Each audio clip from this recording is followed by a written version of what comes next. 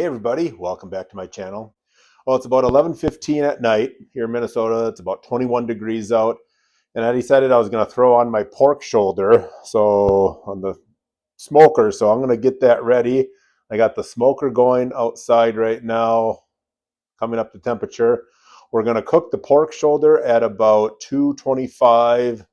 That's probably going to take about 6-7 hours. Then we're going to take it off. We're going to throw it in an aluminum pan. And from there, I'm going to try something different. Last time I put butter and brown sugar and stuff on there. This time, I'm going to simplify things, I guess, so it's more of a natural flavor. Going to put it in the aluminum pan after, and then we're going to simply put a little vegetarian broth on there. And with that, we're going to put a little maple syrup on top of it and just let it go at that. Cook it until about 203, and then we'll take it off, let it cool off a little bit, see how it tastes. So right now, we got the pork shoulder out here, and all I'm going to put on there this time is a little bit of the Italian seasoning and a little bit of the Kansas City rub that we have, and I'll probably put a little sea salt on top of that. I don't have any kosher salt, so I'll probably just end up with sea salt on top of that too. Again, last time I put a binder. I'm not going to use the binder this time. We're going to try something kind of completely different almost as far as what we're going to put on here. So I think it's going to turn out pretty awesome though. We're going to stay away from all the butters and all the other things and just try to keep more with the natural flavor and the natural meat.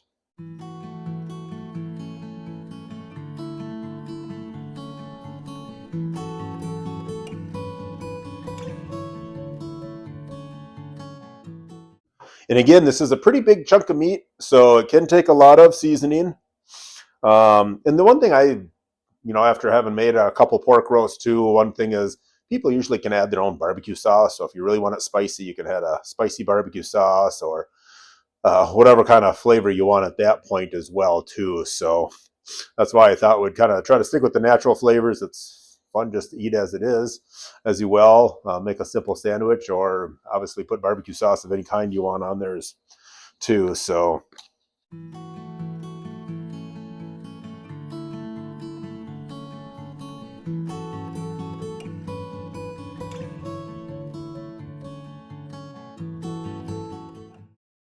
So the whole cook should take about 12 hours. Last time I did this, it ran a little long on me. It took closer to 14, so I kind of cranked the temperature up just to kind of get it going, or get it done, really, at that point.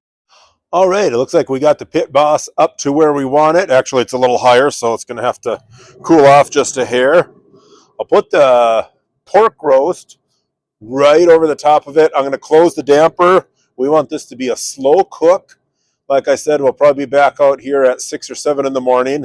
I'm going to put the thermometer in. We're looking for a temperature around 165. And then once that is established, we'll take it off again, put it in the aluminum pan. All right, we got the meat probe in there. Again, we'll not really worry about it throughout the night. We'll come back about 6, 7 in the morning and see how it's looking. Right now, it is about 11:30. So we should have a good bark on that when we come back out here in the morning. We'll see you then. All right, it's about 9:30. We are back out here to check on the pork roast, or Boston butt, whatever you like to call it. I'm going to check the temperature. I was out here at 7:30, and it still had a little ways to go, so came back out at 8:30, and now I think we're ready to take it off. We'll check it here in a second. But I just wanted to show you, too, here are the pellets. Now, this was pretty full up to here. You don't use as many pellets as you think. So if you're starting out and you think you're going to use a lot of pellets, you don't really use as much as you think. This is a thick piece of meat. It's a long cook. Might be similar to a brisket if you do like a 16-hour brisket cook, depending on what temperature you do.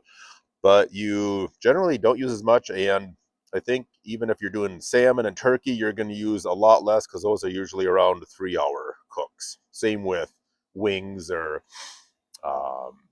ribs as well too. So let's take a look to see, and look at that. That bark on there is looking fabulous. So we're going to check it a little bit here.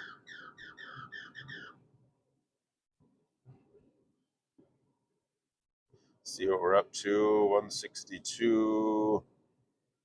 There is a bone in here that I'm hitting. I'm trying to stay away from that. 167, so 170 in some areas. Maybe a little slower. So I think what we're going to do is it's looking real good. I think we're going to take this off and wrap it, and we're going to put it back on. And at that point, the biggest thing is that's when you really need to double check the temperature and then worry about taking it off so you don't overcook it. But right now, I think we're looking really good. All right, it didn't get overly cold during the night. It is about 19 degrees out. So the temperature outside's held steady. Just want you to know that too, just in case you think you can't smoke through the night or when it's cold out up here in the upper Midwest, Minnesota. You couldn't do it in the cold. You're probably not going to do it through half the year. So don't let that deter you or stop you. The one thing I did like about this piece of meat, it was a nice cut, meaning that it was rectangular, almost square in shape. It was thick all the way through, so you didn't have like a smaller half on one side, which would cook a lot quicker than the other half and stuff. So I was really impressed with the piece of meat. So that's why we threw it in the cart, and that's why we're here right now. So a couple things I'm going to try, like I said, a different recipe. And what I'm going to start with is the vegetable broth. This is pre-made. I did try some before just to see what the flavor was like, see if I liked it. Now I'm going to take this off. Try to be as careful as I can so it doesn't end up on the floor. And the other thing I did like about this roast too is it had a good fat cap on it. I know I didn't show that to you earlier, and I did not season it. I don't know that you need to season the fat cap. It's just going to drip down anyway. And we're going to season it again right now anyway. So if you want more seasoning on it, you can always do it as you're going through the cook. So we're going to put that in there. If you wanted to save a buck, honestly, I've been picking these up, and there's different sizes, but get them at the dollar store for relatively cheap. So just a thought out there. So with that in there, I am going to pour a little bit over the top to keep it moist. And then that should create a little steam. Again, brand new recipe. Kind of anxious to see how it turns out. And I'll let you know if it is good or not. I'll be honest with you. We'll doctor it up with just a little bit more of the Kansas City. Nothing too spicy. And then the Italian seasoning. The reason why I like to use the Italian seasoning, again, it has the oregano, it has the thyme, other things in there that you kind of look for turkeys or for use it for a roast. So it has some good things in there that it's all balanced out, ready to go. All you have to do is you don't have to get the ingredients all separate. So that was good. And then the last thing I wanted to try, not to overdo it, is to put a little bit of a sweetener on here. So I'm going to use natural maple syrup. And again, I think that's more than enough. And again, I use the real pure maple syrup. The difference is the sugar. I think in the other regular, if you got some of that other factory stuff off the shelf, you're going to be looking at high fructose corn syrup, which in my mind gets more gummy. This has sucrose in it. It's the natural sugar that comes off the trees. Buy it local, help out the community. And it tastes better too. So anyways, I think it's going to cook different and it's not going to get as gummy. Again, I'm not going to do the butter. I know a lot of recipes, a lot of people like to call for the butter. I did that last time. It was fine, but if you're not going to eat this, the butter just tends to kind of coagulate with the whole thing after, and then you're looking at a lot more fat content than what you probably really wanted. This is going to be a pretty fatty piece of meat to begin with, so I don't know that you need to add extra fat. You just want to make sure that it's going to be obviously thoroughly cooked, retain the juices that you can.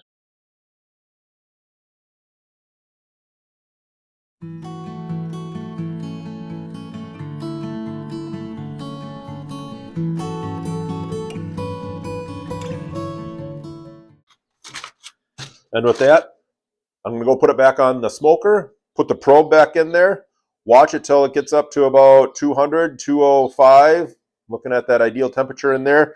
And then I'll use my Insta thermometer just to make sure it's cooked all the way through. All right, we're back out here.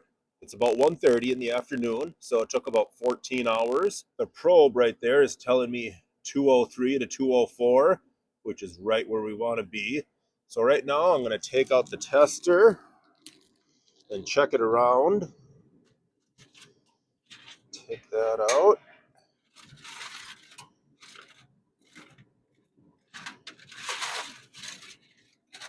Look at all that juice that it saved right there and gathered up. That's at 104, and this thing is going in like butter. It is feeling really good. 108. So yeah, this is done. But we'll take this over to the table and shred it up and see what it tastes like. One good trick that you can do is you can always grab that bone. Look how nice and easy that comes off. So that's a great indicator to begin with. The next thing I'm going to do is simply shred it up, let the cooking process stop so it cools off. Unlike beef and stuff where you want to let it sit for an hour, 2 hours, let it collect its juices. Pork you don't need to do that with. You probably want to stop the cooking process at this point. So this really does look great. Smells delicious. And what I'm going to do is just start shredding it a little bit. Pull some of that apart.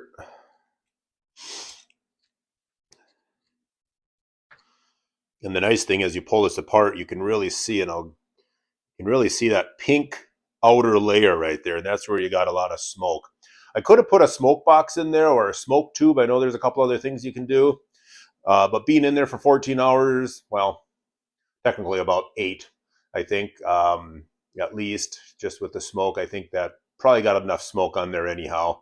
You can put, like I said, the smoke box and things on there if you wanted to.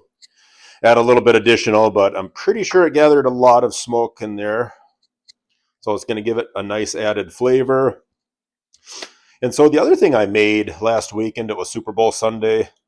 I did some wings and ribs, and then I cubed up the ribs. Some of you may have seen that video out there. Cubed them up before they were done, so they were easier to eat at a party. But the nice thing was, I was wondering if you're really going to be able to taste the smoke with all the rub and then the barbecue sauce and the glaze. You actually could. It added a nice flavor to it, a nice element to the smoke. So I am just going to attempt to. Here's a piece from the middle. I prefer if we could shred it all up and then taste it, which I will do here, just so you can get the seasoning and the rub on top and everything that we had in addition to it. But kind of can't wait. So I really want to test this out right now.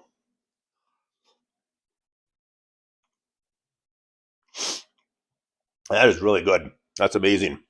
That is the flavor I was going for. There's nothing that's too strong. It really does have a great little bit of a small salty flair in there. You can definitely taste the smoke from the smoker and the Kansas City as well. I'll have to try a piece here, soak it up. I'm going to try one more with the top just to see. Didn't get a real strong taste of the maple, which is fine. Didn't want that to overpower the meat anyway.